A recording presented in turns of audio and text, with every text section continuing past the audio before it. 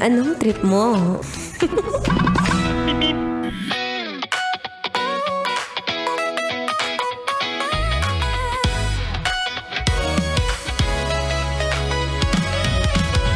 Oh my gosh, andito na siya! Yung kanina pa nating hinihintay, sabi ko sa inyo, live na live, ayoko nang patagalin to. Let us all welcome sports scientists and also, lahat ng mga pwede mong makuhang award sa Hyrox, nakuha niya na at. Open, or he is also one of the fastest from the open record, mixed doubles, open doubles, and pro doubles ng Hyrox. Let us all welcome Coach Gab Rosario! Ayan, hello guys. Ayan, hello. Ayan, di ba? Medyo nasashock pa si Coach Gab. Pero nasashock din ako sa presence niya ngayon. Dahil hindi pa niya tinatanggal yung t-shirt niya at nabalitaan ko nang meron siyang six-pack abs. Pero mamaya na magpapareveal, no? Unang katanungan kay Coach Gab, kumusta? Okay naman. Kailan yung last race mo for Hyrox? Singapore. Nung April 3 and 4. Ganyan. April 3 Oo. and 4. What was your time during that race? 106 ako nun for open. Ayan, open. Isa lang ginawa ko nun. Nag-open lang ako. 106? Ay, hindi. Tapos, Oo. the day before, nag-relay kami. So, we did 58 minutes. Grabe, 58 minutes. Alam nyo ba guys, hindi po nakakaalam, no? Ang daming hawak ni Coach Gab ng mga artista. Siya lang naman ang titraining kay Ann Curtis, kay Dominic Roque, kay Pia Wurtzbach, kay Nico Bolzico. Abe, sinasabi ko sa inyo, I cannot imagine na he will also train for me. Ititrain niya rin ako, no? Pero let's talk more about this Hyrox, no? Kung ano ba ang sport na to. At para alam din ng mga kabisyo natin kung ano ba yung kahalagahan ng strength training. Kasi nga ang Hyrox is mostly ay pagbubuhat. Oh. Tama? Pagbubuhat na may running. Mostly running siya actually. Pero may sinabayan mo ng buhat. Parang kaya tinatawag siya na hybrid racing. Okay, hybrid racing. Hybrid racing. Kumbaga, bukod sa running itself, ito yung ito yung klase ng sport na kailangan mong really gain ng muscles. Oo. Talagang palakasin yung katawan, no? So, sa mga kabisyo natin nakikinig ngayon, ako kasi, personally, bago lang ako sa pagbubuhat. Kasi noon, meron akong thinking na kapag ka nagbuhat ka, lalaki yung katawan mo at magiging panglalaki yung katawan mo. Which, syempre, ako ayoko naman maging, alam mo yun, pag nakita nila ako, mukha akong borta. Diba? So, may mga moment, I want to clear lang din kung tama ba na ganito yung thinking pang nagbubuhat ka or ano yung benefit na makukuha mo sa strength training? Well, first of all, pag yung iniisip ng mga babae na pag nagbuhat sila, magiging borta ka, malaki katawan, hindi yung totoo. Okay. Kasi, ang babae, they don't have, wala silang ganong kadaming testosterone sa katawan para mag-build ng muscle ng ganon. Okay. Yung mga nakikita nila na sobrang lalaking katawan, yung mga nagko-crossfit, bodybuilding, yun yung mga kumakarga ng gamot para mas lumaki yung katawan. And sa sobrang taas ng volume or yung reps or yung bigat. Sobrang tagal na nung training, lumaki na talaga yung muscle. Pero kung ikaw naman mga 3 times a week lang nagbubuhat, yung tamang volume, tamang bigat lang, hindi mangyayari yun. Kahit ano gawin mo. Kasi kami ng mga lalaki, gusto namin na talagang lumaki katawan kasi sa pagbubuhat, di ba? Oo. Hindi siya ganun kadali. Talagang yung mga bodybuilders nga na lalaki, talagang kailangan ng iba pag competition, kumarga na ng gamot para maging ganun kalaki kasi hindi siya madali. May gamot silang iniinom. Yung iba, nagtuturok, nag-steroids, ganyan, para lumaki yung muscle kasi yun yung goal. Kasi kung hindi mo gagawin yun, sobrang hirap magpalaki ng katawan. Okay. So ikaw pa kayang babae na wala masyadong testosterone, na walang gamot, paano mangyayari yun? Okay, so ayan sa mga kababaihan, wag po kayong maniniwala sa mga nagsasabi na kapag ka nagbuhat ka, magiging borta ka o yung mga nakikita mo sa mga bodybuilding. Diba? Pero ano bang importance of, lifting? Ayun, syempre, kailangan mo yan sa daily life na talagang kailangan malakas ka. Like for example, ilagay na lang natin sa pang-araw-araw na kunyari meron kang kailangan buhatin from the ground Oo. or kunyari yung anak mo Mm-mm. gusto mo makalaro, Mm. kung medyo mahina ka, hindi mo sila masasabayan. Totoo. Like yung baby mo hindi mo mabubuhat, isang perfect example. Mm-mm. Or kunyari, sabi natin na grocery ka, mahirapan kang bitbitin. Tama. Alam mo, sa buhay ngayon, kahit nga yung simpleng pagbuhat mo ng basyo ng tubig, Oo. kung wala kang strength, papatulong ka pa eh. Mm. Paano kung kunwari, single mom ka? Oo. Alam naman tumawag ka pa ng kapitbahay. Tandaan mo, yung kapitbahay mo, kaaway mo. Di ba? So, kung kunwari, wala silang access sa gym, Oo. ano yung pwede nilang maging workaround sa bahay na pwedeng gawin or Oo. any workout routine na pwede mong may advice? Ayun, as easy as bodyweight training, like air squats, Okay. or push-ups, yung mga Mm. gano'n madadali. Like, pwede mag-sit-ups dyan. Okay. Yung mga gano'ng ka-basic pwede mong gawin eh. No equipment needed.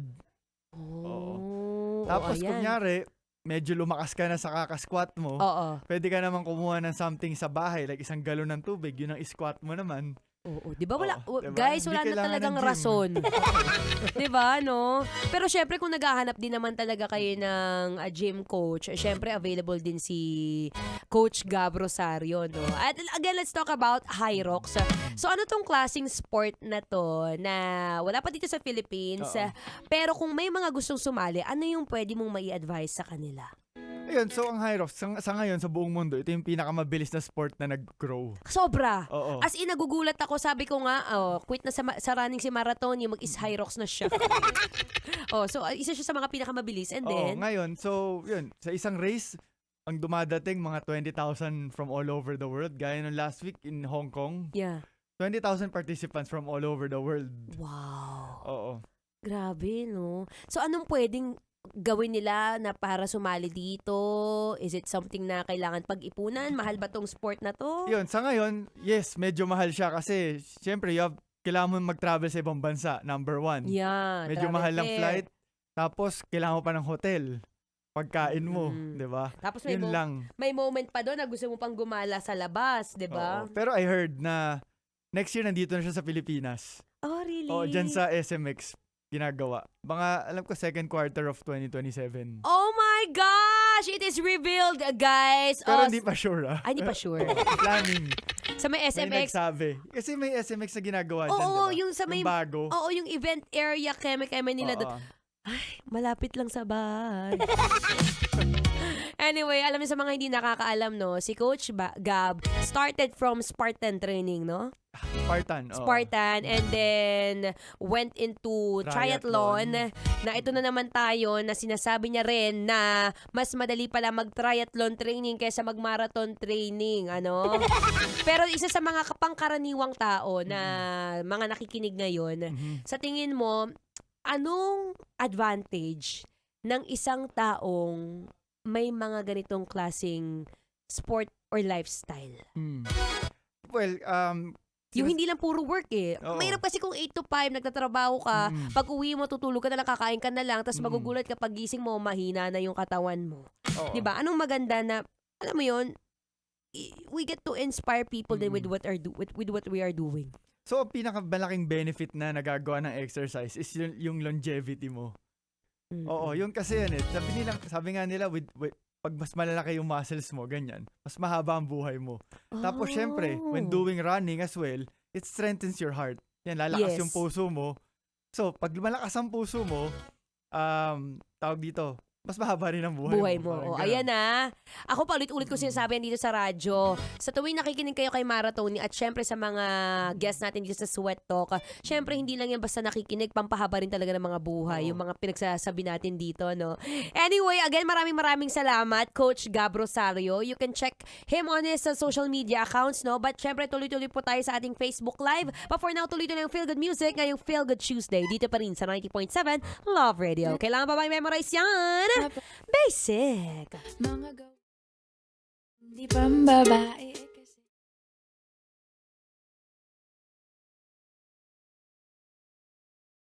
noon Naman mga tayo. single lalaki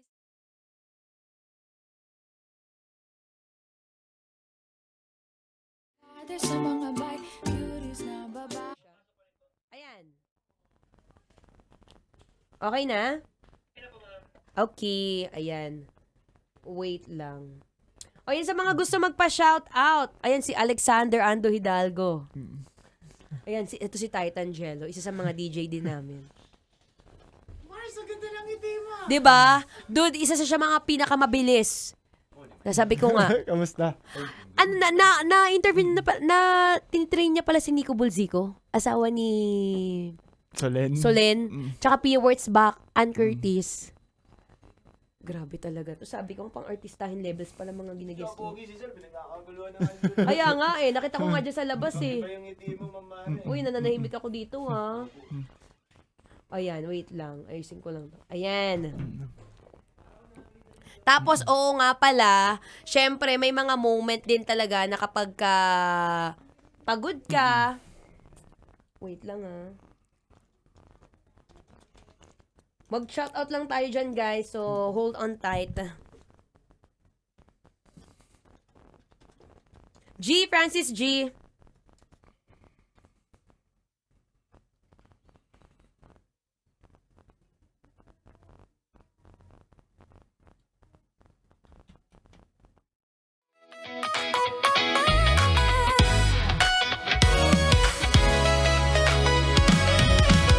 O, diba? Ayoko nang nabibitin ka. Siyempre, sa lahat ng mga exercise at binanggit natin kanina, mas mahalaga pa rin kung may tamang gamot kang iinumin. Diba? Hindi man natin maiiwasan na may mga moment na sasakit ang katawan, ng ulo at lahat na ng mga kasukasuan. Buti na lang, meron tayong Alaxan dyan. Kaya para sa sakit ng katawan, may ekstrang panlaban dyan. Dahil ang dating Alaxan, ngayon, extra galing na. New Alaxan Extra. Gaano ka extra? Ngayon, up to 3 times faster na versus Alaxan FR. Oo, 3 times faster. Kaya pina-extra bilis laban sa body pain. Galing, di ba? Kaya para sa sakit ng katawan dyan, alam nyo na ang gagawin nyo Dito ka na sa mas mabilis at mas magaling. Works up to 3 times faster versus Alaxan FR. New Alaxan Extra. Paracetamol plus ibuprofen sodium dehydrate is a generic name of Alaxan Extra. If symptoms persist, consult your doctor. Ganon! O siya ko i-exit na. Mamaya ulit tayo mag-usap-usap. This has been DJ Maratoni. Kailangan pa bang i-memorize yan? Basic.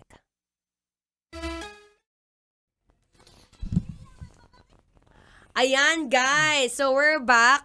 Nagpapa-shoutout si Froilan Chan Shahipa. O, diba? So, diba, ang dami natin natutunan ngayon kay Coach Gab. And again, Coach Gab, maraming salamat for this opportunity. Pero, syempre, hindi tayo aalis dito nang hindi nakikita yung abs niya. Okay lang magpakita, Coach Gab, ng abs. Ayun na dyan sa mga nanonood. May mga nagre-request. Bili na, yun yung sabi nila. Si Yael kasi, na in-interview ko last time, hindi siya pumayag magpa-abs reveal. Baka naman ikaw, mapapayag kita magpa-abs reveal. Abs reveal, Coach. Dito? Oo, dyan. Ayan natin, tingnan nyo guys, 6-pack, ayan. Oh, pakita mo, Coach Gab. Ay, grabe, nakaupo pa yun!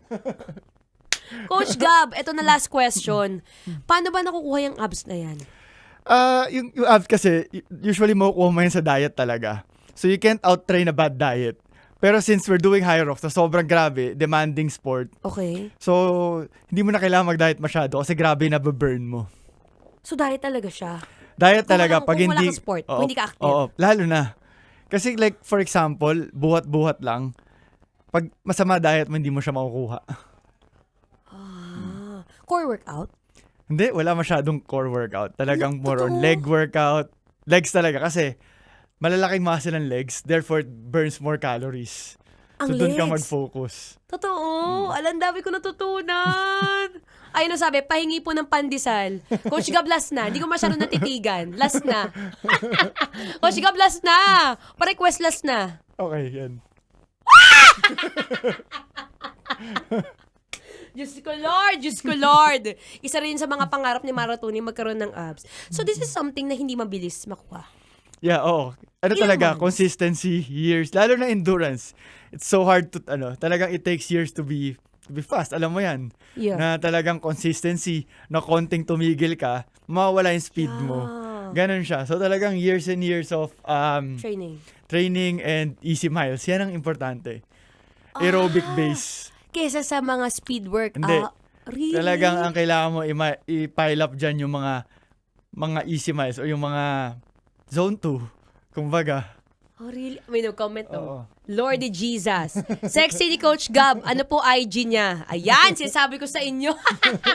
Siyempre, mga ini-interview natin dito, mga masasarap din, no? Oy, Coach Gab, ano mo na, if you have any accounts that you'd like to promote or any events that you'd like us to follow you, where can we check you out? Ayun, actually, kung gusto mo matry ang Hyrox pala, meron kaming bench hybrid games sa May 30 to 31. Pwede ka sumali doon.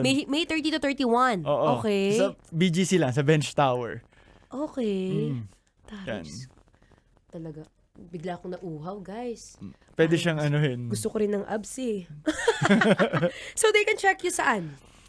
Instagram ko na lang, Gab Okay. Rosario. G-A-B-B Rosario. Oh, yan na. Yan, sa Instagram. G-A-B-B Rosario. Ayan. Guys, kung naghahanap kayo ng coach, available din yan. Ha? Anything na gusto nyong may mga plano ba kayo sa buhay na magpasarap and everything, magpalakas. So last na, Coach Gab, very, very last. One tip na pwede mong maibigay sa mga kabisyo natin ngayon Okay. pagdating sa importance ng strength training. Oo. So, ayun nga. Ang tip ko lang para talagang ang kailangan sa sports sa strength training Oo. is mai-enjoy mo siya para maging paano sabihin yun, sustainable. Kasi kung hindi mo siya na-enjoy, mabobore ka, mababurnout ka. So make sure na gusto mo yung ginagawa mo. Yes. Like, kunyari magsisimula ka, start easy and progress properly. Ang ganda nun! Start easy and progress. Properly. Properly. Kasi kung bibiglain mo siya, pwede kang ma-injury, tsaka pwede kang ma-burnout. Yeah, oo. Lalo kunyari, sabihin na natin like sa'yo sa running, kung tatadarin mo yan ng puro speed work, hindi mo yun masusustain in the Yeah. long run. Yeah. Pero pag mix of easy and hard, kaya sustainable. Kahit once a week. Na-enjoy mo eh. Kahit once a week na hard, it's okay. Ang importante talaga dyan, yung mga madadaling miles. Mahahabang talking pace. Parang matakbo ka, pwede ka makipagkwentuhan. Yun yung importante. Doon ka lalakas. Okay, so parang at the end of the day, mas lalakas ka pa sa mga bagay na madadali lang. Oo. Kasi, pagka puro ka mahihirap na ginagawa, yung fatigue na nalalagay sa katawan mo, Sobra din. sobra din. Ang tagal din ng recovery. Ganon, For mismo. Oh, nice. Oh my gosh, ang dami ko natutunan, guys. And sad to say, I have to say goodbye. But any shout out from Coach Gab? Meron ka bang gusto i-shout out? So wala naman. Oh, So, wala naman. oo. Kasi siya, very sikat na to si Coach eh. Grabe. International levels and artista levels ang kanya mga tinitrain. Sila Pia Wurtzbach, Ann Curtis, Nico Bulzico, Dominic Roque, and many, many more. And I'm so excited, Coach Gab, for the opportunity that we get to train together. Yan, oo. So maraming salamat, Coach Gab, for your Thank you din. time. Thank you for this opportunity. Thank you, Coach Gab. And again, guys, if you'd like to follow Coach Gab on his Instagram account, it's Gab Rosario, double B, G-A-B-B Rosario. Again, maraming salamat, Kabisyo, for watching our live. Again, you can check me on my social media account on Facebook, Instagram, TikTok, Threads. It's Maratoni. It's M-A-R-A space T-O-N-E-E. Bye, everyone! Thank you so much. Coach Gab, salamat. Bye-bye. Thank you. Bye-bye. Metro's #1 Love Radio. Basic!